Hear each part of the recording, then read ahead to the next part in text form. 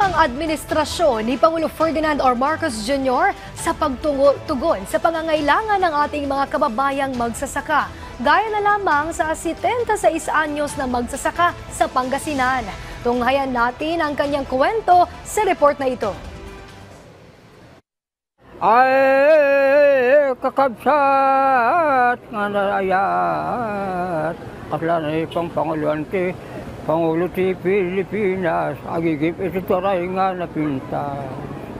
Takil tinak panagyaman, ti panakikat dagiti nagadunga utang. Ito ang kantang inialay ng 79 na taong gulang na si Salvador Marugay Sr. para kay Pangulong Ferdinand R. Marcos Jr.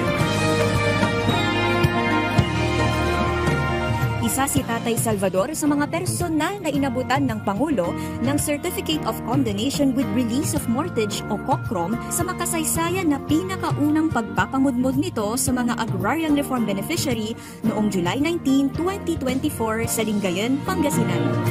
Agyam-yamanak, iti pangiding tituray ti Pilipinas.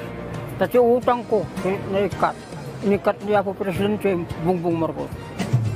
Bagong Pilipino at bagong Pilipinas.